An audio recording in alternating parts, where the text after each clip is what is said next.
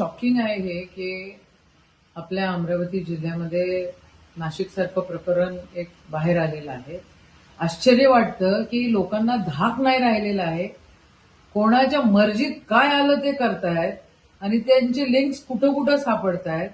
म्हणजे परतवाड्याचं प्रकरण असो किंवा नाशिकचं प्रकरणाचं तर मला दिसलंच काय आहे ते.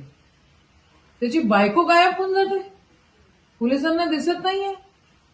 त्याचा मुलगा खराबचा गायब होऊन जातो, पोलिसांना दिसत नाहीये. परतवाड्यासारख्या शहरामध्ये ह्या भानगडी होत आहेत, दिसत नाही. खुफिया करते काय आहे? होम मिनिस्ट्रीचं धाक नाहीये.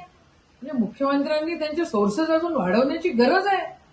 या कोणत्याही गोष्टीमध्ये धर्म आणण्यापेक्षा खऱ्या अर्थानं होम मिनिस्ट्रीनी त्या ठिकाणी लक्ष देऊन काम करण्याची गरज आहे, असं माझं मत आहे. अतिशय घृणास्पद, अतिशय दुःख वाटणाऱ्या, अतिशय चीड येणाऱ्या गोष्टी आपल्या पुरोगामी महाराष्ट्रामध्ये होत आहेत.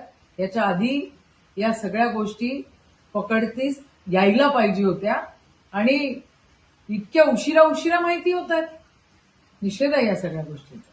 सायबर डिपार्टमेंट करतं काय आहे? सगळे व्हिडिओ व्हायरल होत आहेत मुलींच्या सकट. म्हणजे मला तर राग त्या मुलींचा पण येतोय, त्या बायांचा पण येतोय की त्यांना अकला नाहीये, त्यांना समजत नाहीये काय होत आहे ते. स्वतःचं संरक्षण करू शकत नाहीये त्या. अशा कशा, म्हणजे हवी अशा कशा पडतात? काय अक्कल घाण ठेवलेलं आहेत काय? आणि होम डिपार्टमेंट तर पूर्णपणे झोपलेलं आहे असं माझं मत आहे.